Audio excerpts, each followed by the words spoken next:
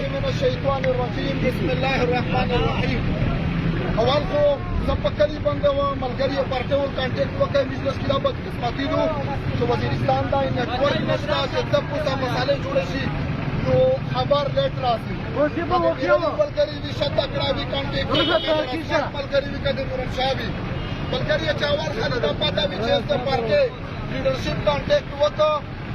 چې تو صرف احتجاج ریکارډ کې ستا یې څه شي په باره کې ټول ښار ته پاته وي، ټول پاکستان ته پاته دو، بچي بچي ته پاته دو، بوډا بوډا ته پاته دو چې د کل یونین کل نه په د ملک کې ټیمې غیر آئیني غیر جمهوري قدمونه شوي دي. چا شروع کړي دي؟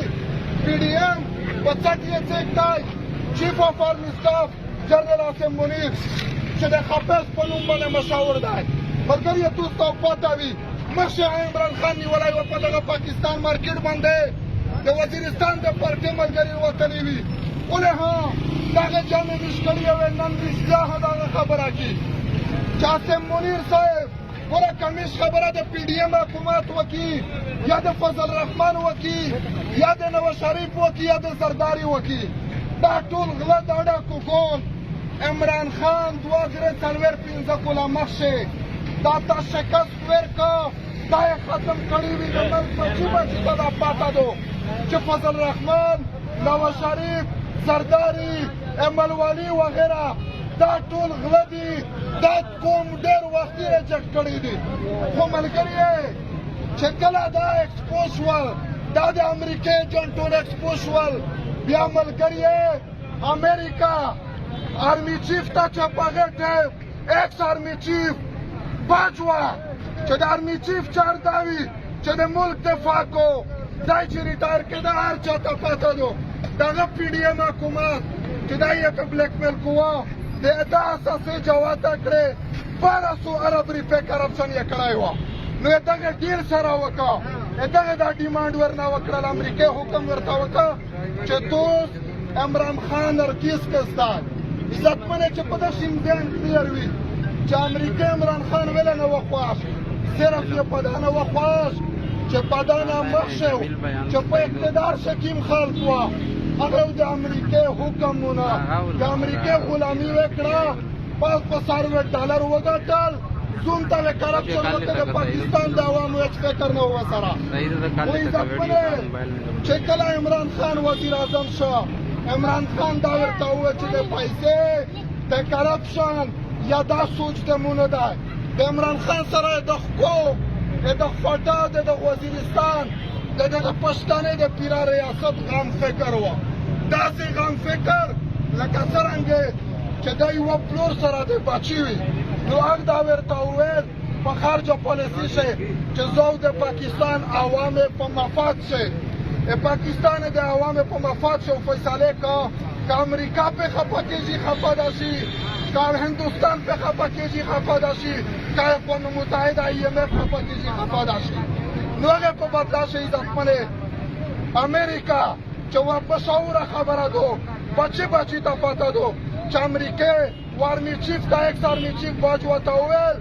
چې ته عمران خان حکومت ختم که. آرمي چیف په پی ډي ایم حکومت هغه پی ډي ایم حکومت هغه PMLN پارټي چې نواز شریف لندن ته منډه کړل هسې نوسیه یې کړلې چې اوټ کو عزت دو یعنی چې میزو جمهوریت ته پورا چار کی خو چې هغه پی ډي ایم حکومت ته باجوه وویل چې ارڅې اوده درکوه نیکارې درکوه پیسې درکوه چې عمران خان حکومت ترکیز کی. نو انقلاب ورنه ویر شو، اوټ کو عزت ورنه ویر شول، ورسره مولانا فضل الرحمن. عزتمنې وزیرستانیونه یوه شي ته فکر وکړي، ګوره که خبره دی د عالم د کادر وي نو میش دا ټول د پی ټي آی وزیرستان ملګري که دره عزت میش د جیوسي کړی دی نه دره عزت میش د ډیسي کړی دی لکه یوه عالم چکي، خو دا د وزیرستان المتحده یوه پریوستا چې که دا د عالمونه پارټي وي بیا غلام علي خو عالم نه دی، نو یو مفتي دا ګورنر جوړوی چې د وزیرستان مسئلې حل وه. نو مقصد دا د عزتمنې چې فضل الرحمن ته و نشنل ته چې تیره پارټۍ دي چې دا څوک د کوم پرستۍ په نوم سیاست کو څوک د اسلام په نوم کو چې دا ته نکارې میلاو شوې عهدې میلاو شوې نن کیم حالات دی د مهنګایۍ پی ټي آی په حکومت چې کیم مهنګایي وه هغې نن سبو ټریپل دو خو ټول خاموش دي نو د دغې وجه عزتمنې چې ټول ته دا پته وي ګوره خان صاحب یې نیولی دی خان صاحب جیوسي صاحب ته زه ویایم عاصم منیر صاحب ته ویایم چې خان صاحب د وزیرستان د پاکستان د هر بچی د زور د بوډا ریډ لاین ده خان صاحب نه بغیر